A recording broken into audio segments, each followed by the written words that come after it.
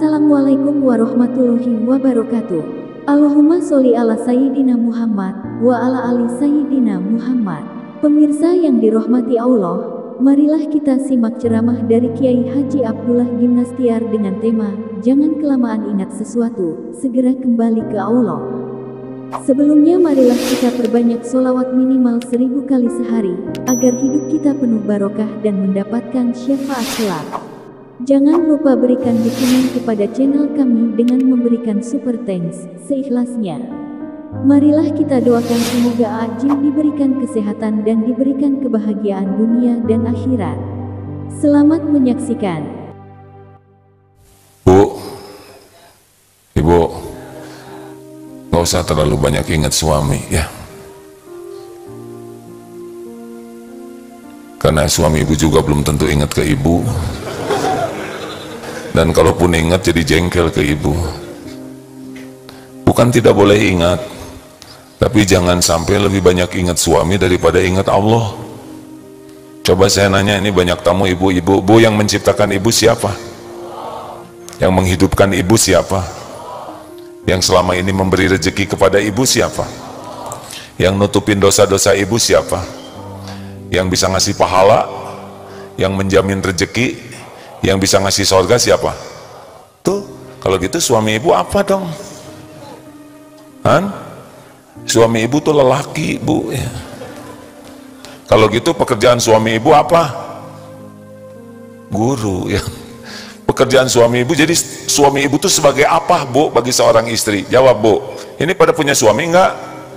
Ya, jadi apa? Suami teh bagi ibu tuh sebagai apa?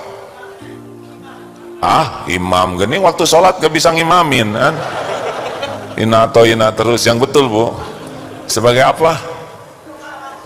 Kepala rumah tangga. Oh, ibu yang banyak atur suami ya kan? Apa? Suami sebagai apa? Ayo. Ini anak-anak belum jadi suami dengerin ya. Suami sebagai apa? Pendamping hidup enggak. Bapaknya anak-anak. Ini teh udah lama nikahnya belum? Masa belum jelas status suami? Suami itu sebagai ladang amal. Tuh baru tahu nih. Oh, pantas selama ini menderita. Iya. Karena selama ini banyak yang menuhankan suami. Lebih banyak berharap dari suami daripada kepada Allah, lebih takut kepada suami daripada takut ke Allah. Tuh ribut ya. Kalau gitu katanya gimana suami kita digimanain? Ya sudah, biasa aja, normal. Dari mana sih ibu teh? Dari Cianjur ya? Oh, kena gempa mungkin kemarin ya. Gempa enggak bu di sana? Sebagian, alhamdulillah. Coba waktu gempa suami bisa nolong ibu enggak? Mulai sepakat gitu enggak? Yang ngejerit duluan dan lari kan suami ya. Kalau ibu digigit nyamuk, suami bisa ngelindungin ibu enggak? Sebab kalau dikejar anjing coba. Jadi bukan tidak boleh cinta, tidak boleh berlebihan mencintai. Cinta ya cinta, tapi tidak boleh masuk ke menuhankan. Apa menuhankan itu? Dominan, penuh di hatinya tuh, suami, aku berbuat karena engkau, semata-mata agar engkau, supaya tidak jauh, supaya engkau tidak berpaling ke lain. Tuh terus saja suami di hatinya tuh. Udah tidak ada Allahnya, langsung itu tidak bahagia. Jadi bagaimana sekarang? Ya sudah, sekarang jangan kelamaan ingat sesuatu, kecuali harus kembali ke Allah secepatnya. Ingat apapun. Coba ingat apa yang nanti saya bantu jadi zikir. Bapak ingat apa pak?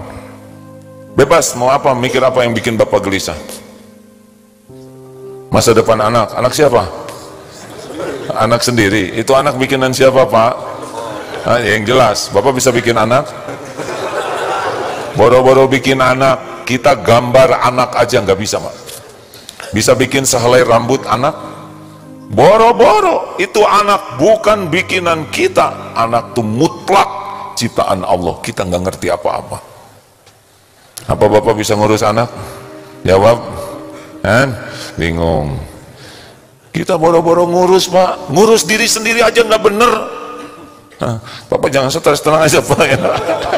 Ini bukan jadi terdakwa, Pak, tenang Pak. Ya kita boro-boro ngurus anak, Pak. Ngurus diri aja nggak bener. Paling ngurus anak juga ala kadarnya.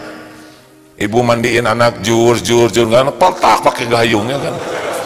Yang benar, yang bersih. Kita nggak tahu bagaimana proses penciptaan mata, telinga, rambut, nggak ngerti apa-apa. Diurus anak itu setiap saat oleh Allah penciptanya, Pak. Bukan kita yang ngasih makan, kita cuma nganterin rezekinya aja. Waktu di rahim istri, Bapak tahu? Nggak tahu kan? Nggak tahu. Jadi beres Pak di sana. Lahir beres sempurna. Jadi kalau lihat anak langsung ingat penciptanya. Ini ciptaan Allah, ini anak milik Allah, ini anak dalam genggaman Allah, ini anak amanah Allah untuk saya. Gimana masa depan anak? Gampang, kalau anak ini disukai Allah akan diurus. Yang penting bapaknya ini pantas enggak dititipin anak soleh, gitu Pak.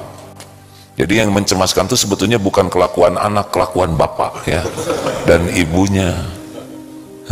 Aduh, kapok ya kesini apa ya, mau pulang duluan Pak. Banyak orang tua yang mencemaskan anak, padaku anfusakum wa ahlikum naro, jaga dirimu baru anak-anakmu ya, keluargamu dari api neraka. Jadi kalau Bapak ingat anak, cemas ke anak, Bapak cemas, saya layak tidak diberikan keturunan yang soleh.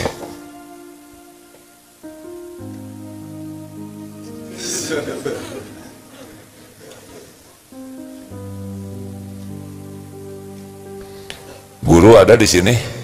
Ada guru-guru nggak? Bapak guru, apalagi guru, udah makin dimakan ini adanya. Di sekolahnya murid boleh merokok nggak Pak? Nggak boleh. Kalau gitu kita lihat gurunya.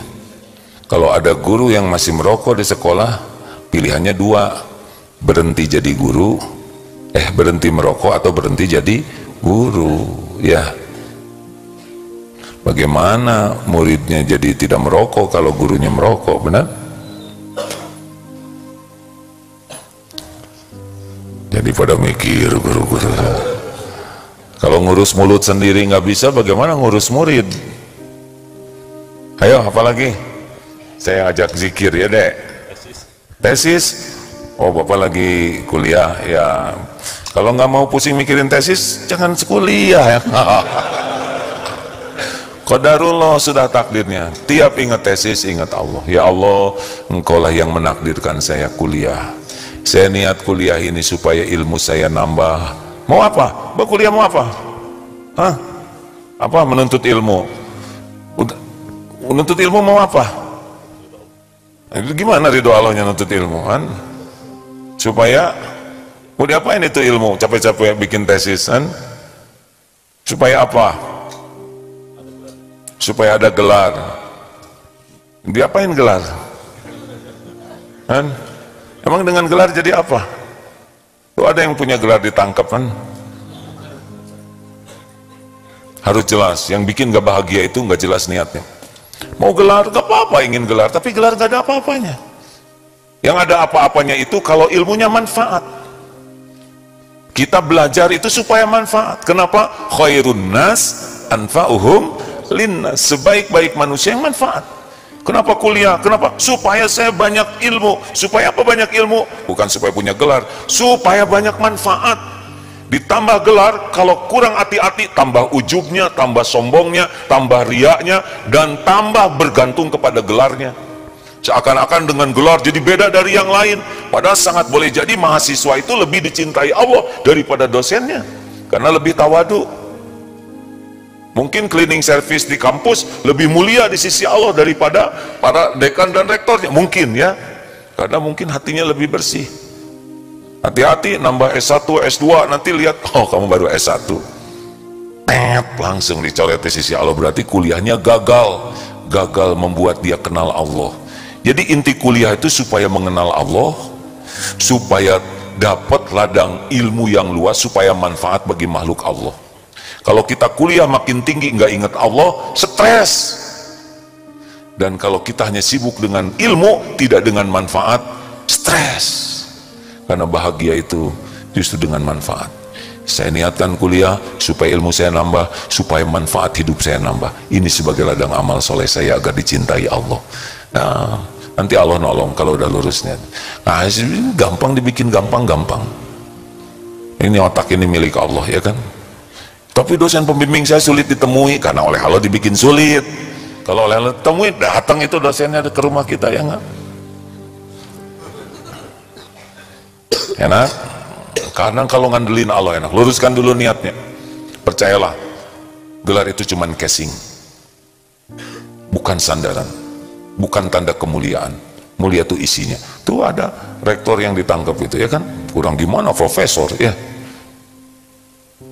Jadi silakan pakai casing, tapi isinya lebih bagus dari casingnya. Jangan bersembunyi di balik casing. Buat apa beli botolnya? Ini biangnya, katanya gitu.